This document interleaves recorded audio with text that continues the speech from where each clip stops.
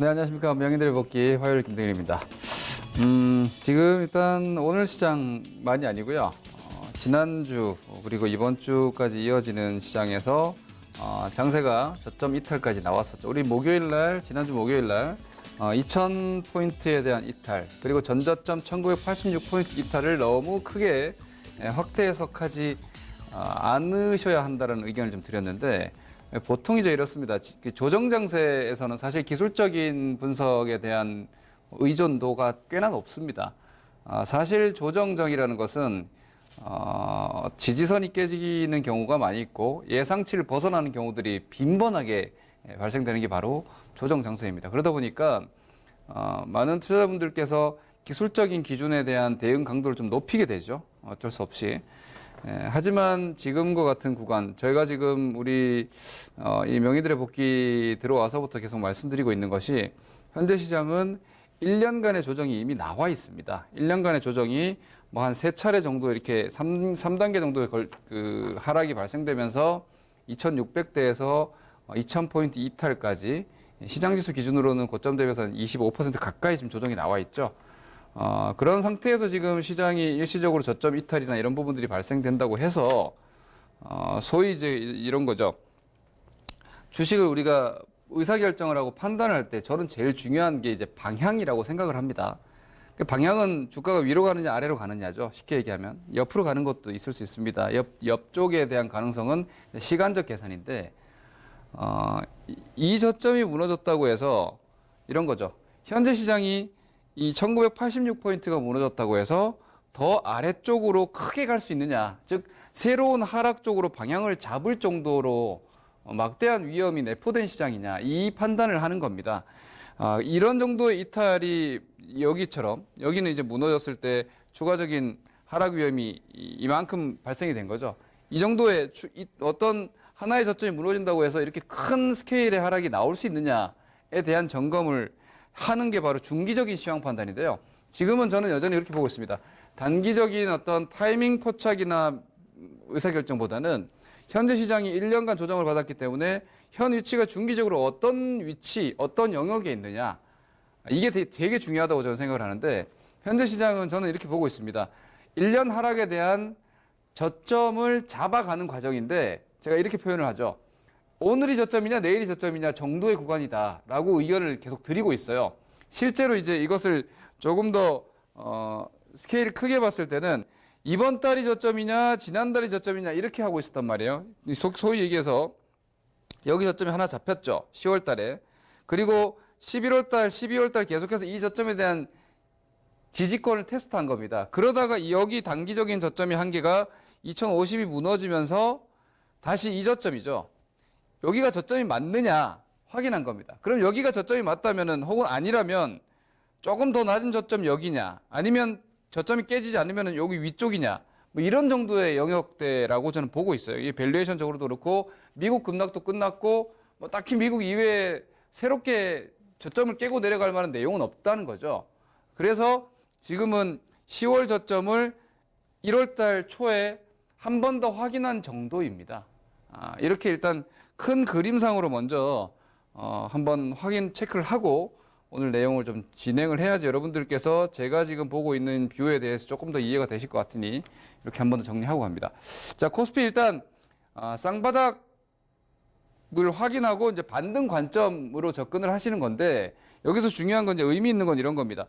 우리가 초보자들이 하는 많은 실수 중에 하나가 이제 하락이 멈췄다, 즉 저점이 나왔다라는 인식과 여기서 얼마나 강하게 갈 수 있느냐에 대한 관점을 분리하지 못하는 겁니다.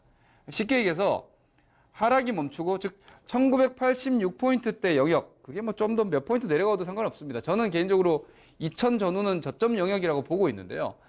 저점 영역이라고 보는 것과 당장 2300을 갈 수 있느냐는 좀 다른 이야기가 되는 겁니다. 그것은 어떤 전술적 판단을 하는 데서도 완전히 다른 결정이 될 수 있다는 겁니다.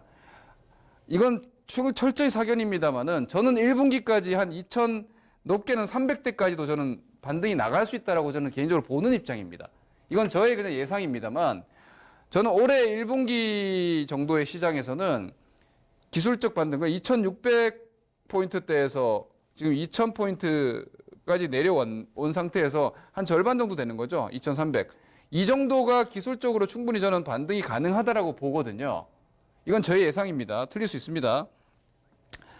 그런데 그 2300포인트가 오늘 어제 1984포인트 찍었다고 해서 즉시 간다고 이렇게 절대 생각지 않습니다.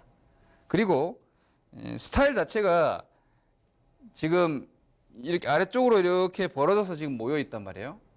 이 아래쪽으로 향한 상태에서 지금 모여 있고 여기 2050을 다시 넘어야 돼요. 그죠? 지금 2050을 아직 못 넘어갔죠. 2050 넘어가면은 11월, 12월에 했던 2100포인트 소화 과정이 또 필요해요. 그러면 이만큼 길지는 않겠지만 그리고 또 하나 뭐예요? 여러분 설 연휴가 있잖아요. 2월 초에. 보통 중기 조정장에서 연휴 앞두고 개인 투자자는 좀 위축되거든요. 아무래도 불확실성 같은 것들이 있고 해서 그래서 저는 이렇게 좀 단계적인 회복 과정 예를 들어서 이걸 그냥 그림상으로 본다라면은 좀 가정해서 본다면 이게 1월달 저점이다. 그럼 2월 초 정도라면 그때까지 뭐 바로 이렇게 치고 나가는 것이 아니라 이렇게 왔다 갔다 하면서 설 연휴 정도까지는 한 2100 정도? 그래도 100포인트 정도 나옵니다.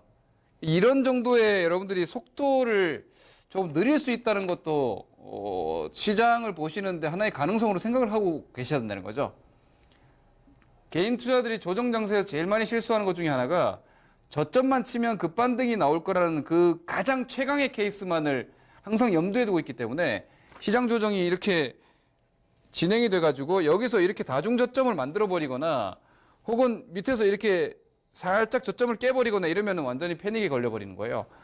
그러니까 개인 투자자들은 항상 보면 종목도 그렇고 시장도 그렇고 많이 떨어지면 이렇게 올라갈 것을 기대합니다. 근데 이건 사실은 이치에 맞지 않아요. 이만큼 지금 하락폭이 크고 많이 내려왔기 때문에 더더욱 여기서 매물 소화를 하는 과정이 필요한 거예요. 지금 그 과정이 있는 것이고 그래서 이 11월 달 전략과 이 구간의 전략이 같은 겁니다. 어찌 보면은 2개월간 중기적인 포지션은 크게 바뀌지가 않은 것이죠. 그런데 우리 개인 투자들은 매일매일 뭔가 어떤 강력한 투자 강도를 가지고 매매하고자 하고 탄력을 늘 내 종목이 항상 탄력적으로 움직이기를 바라는 마음은 누구나 똑같지만 현실은 그러지 못하다는 것을 정확하게 인지해야 된다는 거예요. 그래서 지금 시장은요, 저는 괜찮은 시장이라고 봅니다. 중기적으로는 조정장이지만 이 조정이 1년간 이어져서 11월, 1월 저점을 다중적으로 터치를 하고 뭐 길면 한 4월 정도라면 중간중간에 이렇게 좀 더 너울이 있을 겁니다. 하지만 한 1분기 혹은 2분기에 걸쳐서 정도까지는 기술 반등, 작년도 1년 내내 떨어진 데 대한 기술 반등이 가장 유력하다라고 판단을 하시고 여러분들 주식을 지금 보실 필요가 있어요. 근데 다만 이제 거기서 속도가 느릴 테니까 종목들은 앞서거니 뒤서거니 할 가능성이 되게 커요. 그러니까 한쪽으로 뭔가 이렇게 압력이 걸려가지고 쫙 올라가거나 혹은 모든 주식들이 아주 대단히 V자 형태로 반등하는 케이스가 아니라는 거죠.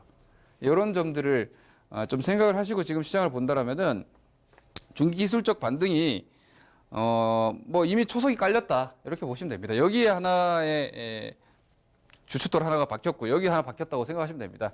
이제부터 이제 하나하나 이렇게 또 반등의 이 탑을 쌓아 나가는 과정이에요. 네, 그런 정도의 시장으로 보시면 되기 때문에 이제 공포감 좀 내려놓고 자신 있게 보셔도 되는데 제가 말씀드린 자신감이라는 것은 하락에 대한 공포감을 좀 내려놓자 상승에 대해서 너무 지나치게 고속을 추구할 정도는 아직 아니에요. 그거는 제 예상은 오히려 2월 달이 되지 않을까. 설 전후로 해가지고 드라이버 걸리지 않을까라고 보고 있는데 2100을 넘어가야지 그런 좀 탄력을 기대할 만할 겁니다. 오히려 2100까지는 천천히 가가지고 2100부터 확 붙어버릴 수가 있기 때문에 그리고 개인들이 이제 가는구나 하면은 여기서부터 다시 또 눌림목이 나와버리는 이렇게 올라가서 여기서 다시 시장이 또 뭐 2분기나 이렇게 꺾여서 기간 조정 가버리는 이런 움직임이 올해 저는 제일 유력하다고 보기 때문에 이 정도의 관점에서 보면 지금은 좌우간 바닥을 터치하고 이제 막 돌아 나오는 상황이니까 어떻게 보면은 속도는 느리더라도 자신감은 가장 크게 가져도 되는 시점이 아닌가.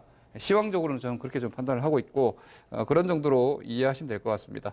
오늘 일단 뭐 숫자는 지금 현재 시점에서 크게 의미가 없는 것 같아서 그림을 보면서 좀 말씀을 드렸는데요. 코스닥도 잠깐 보겠습니다. 코스닥 같은 경우에도 비슷한데요. 여기가 코스닥은 안 무너졌습니다. 코스피 같은 경우는 여기가 2050이죠. 오늘도 코스피는 이걸 아직 회복을 못 했는데 코스닥은 여기가 무너지지 않았어요. 가장 큰 차이는 그거예요. 코스피는 여기서 삼성전자랑 하이닉스가 같이 빠지면서 지수가 하락한 거고요. 코스닥 같은 경우는 여기서 바이오주들이 무너지질 않았어요. 그러니까 바이오가 여기서 저점들이 안 깨졌어요. 그러면서 코스닥 지수는 저점이 유지가 됐고, 코스피 같은 경우는 반도체가 이탈되면서 저점이 깨졌다. 이 정도로 이해를 하시면 돼요. 다시 말해서 삼성전자 반등 나오면 지수 당연히 2050 반등 나오는 거고, 바이오 같은 경우는 지금 여전히 지수는 바이오주에 동조할 수밖에 없어요. 제가 지금 지수 보다가 잠깐 종목으로 바로 넘어가서 좀 그동안 진행에는 좀 맞지 않지만 먼저 좀 보면서 말씀드리면요. 이거 오늘 준비했던 종목이 없기 때문에 셀트리온 헬스케어를 잠깐 볼게요. 셀트리온 헬스케어가 아시다시피 시가총액 코스닥 1위 종목이니까 보시면은 셀트리온 헬스케어가 지금 감리가 진행되고 있는 상황에도 불구하고 저점이 안 무너지고 있죠. 감리 급락 나온 자리가 여기예요. 그러니까 여기서 지금 셀트리온 헬스케어가 이렇게 움직이면 코스닥도 여기서 움직이는 겁니다. 이렇게 움직이면. 그러니까 셀트리온 헬스케어가 지금 여기 갇혀가지고 움직이는 동안은 코스닥 같은 경우에도 뭐 여기가 이탈되지 않았을 뿐이지 사실 별다른 힘을 못 쓴다는 거죠. 사실 코스닥은 뭐 지수는 별 상관없다고 생각하지만 이 정도 700도 안쪽에서 움직이는 바이오 보면서 좌우간 코스닥은 투자 심리가 여전히 가늠될 수밖에 없는 상황이니까 여러분들 시세판 한번 보세요. 여전히 코스닥 시가총액 상위권에서 10위권 안에서는 60%, 70%, 한 20위권까지 보면 한 60%대 정도가 여전히 바이오주로 쫙 포진이 돼 있어요. 바이오주가 무너지거나 약한 상태에서 코스닥 투자 심리가 살아나긴 되게 어려워요. 전반적인 심리가. 뭐 일부 수소 테마나 수소차 테마나 이런 다른 특정 테마 위주로만 움직이는 거지 코스닥 전체 시장이 붕업되는 과거의 어떤 1월 효과라고 하면 보통 코스닥장이 되게 뜨거운 움직임이 나왔는데 지금으로서는 바이오가 발동이 강하게 걸리지 못하는 상황에서는 그런 1월 효과를 여전히 기대하기는 조금 힘들어요. 그래서 매매를 하지 않더라도 여러분들이 셀트리온 헬스케어, 신라젠, 바이로메드 이런 코스닥 시총 상위권의 바이오주들은 코스닥 개별주 매매하시는 분들은 투자 심리가 전체적으로 확 불붙는지 아닌지에 대한 판단을 좀 그 기준으로 여전히 하시면 될 것 같습니다. 수급은 일단 크게 특징은 없고요. 이제 달라진 점은 이제 배당으로 인한 그런 특수한 상황이라고 할 수 있겠죠. 코스닥이네요. 코스피 위주로 봅시다. 수급은 코스닥보다는 코스피에 지금 이 수급이 훨씬 더 중요도가 있으니까 요 배당락을 기준으로 했을 때 배당 물량들이 이탈 나가던 이 기관들의 매도세 있죠. 이게 가장 연초 연말 장세를 좀 눌렀던 것인데 이게 이제 지난 주말 기준으로 오히려 1986포인트 이탈한 시점이 이날이지 않습니까? 이날 기관들이 오히려 여기서 받아내면서 이 배당 물량 이탈했던 것들이 이제 일단락이 돼주고 오히려 기관들의 전형적인 매매 방법이라고 말씀드렸죠. 기관들은 외국인들에 앞서서 시장을 끌고 나가지는 못해요. 우리나라 시장 유동성은 제한적이니까. 그래서 기관들은 저점에 사고 고점에 파는 전형적인 박스 매매를 지금 다시 진행하는 겁니다. 2000 이하, 2000 초입에서 기관 매수가 지금 들어왔죠. 이제 배당 물량들은 나갔으니까 앞으로는 시장에서 여전히 기관이 좀 얄밉긴 하지만 버팀목 역할은 여전히 해줄 겁니다. 그리고 외국인들 연말 이후에 매수 기조가 오늘도 사실 장 초반에 대비해서는 매도 규모가 좀 줄긴 했지만 그렇게 많이 팔고 있진 않죠. 여기서 이렇게 2천억, 3천억 들어오다가 연초에 들어와서 약간 소강 상태이긴 하지만 외국인들의 이탈 기조가 없고 1,000억대 이상의 아주 2천억, 3천억 이렇게 공격적인 매도가 여전히 안 나오고 있기 때문에 외국인은 중립 이상, 중립 이상 정도의 수급이라고 보여지고요. 기관 같은 경우는 지금 수급이 이제 개선 구간으로 들어갔고 개인들은 오히려 계속해서 매도를 하면서 순간순간 왔다 갔다 할 겁니다. 주포들의 수급이 중립 이상의 개선세가 나타나고 있다라는 점 또한 현재 연초 시황이 그리 나쁘지 않다. 이렇게 해석할 수 있을 것 같습니다. 종목들로 좀 들어가서 살펴보시면 오늘 일단 제일 중요한 부분은 오늘 아침에 나온 삼성전자의 실적 이제 예상치인데 시장 전망치 대비해서는 20% 이상 낮게 나왔죠. 2조 이상 컨센서스를 하회했는데 뭐 그렇게 크게 충격적일 거 없어요. 왜냐면은 이게 이제 실제로 가격보다도 훨씬 더 낮은 실적, 전망보다 낮았던 실적은 어떻게 보면은 올 1분기 기저 효과로 2분기로 이제 이연될 수가 있는 부분이기 때문에 이런 측면은 크게 문제가 되지는 않는다고 봐요. 왜냐면 이번 4분기 동안 삼성전자가 20% 정도 빠졌습니다. 주가가.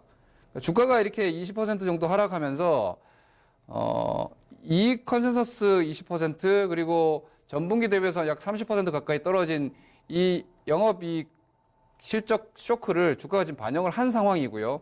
또 하나는 우리나라 전 세계 이제 반도체 시장을 3분하고 있는 3등분해서 지금 나눠 가지고 있는 마이크론이라고 뭐 상황 다르겠습니까? 그죠?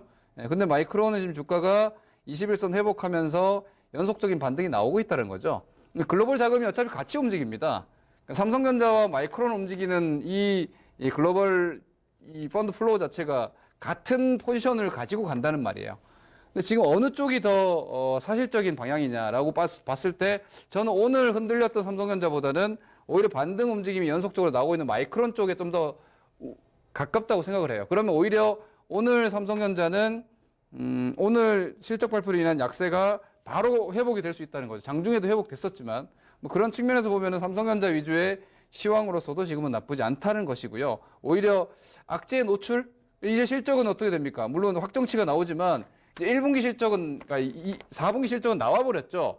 그러니까 당분간은요 1분기 실적 안 좋다라는 얘기를 하는 데까지 시간이 좀 여유가 생기는 거예요. 그러니까 악재의 노출. 삼성전자의 어닝 쇼크라는 악재, 큰 악재죠.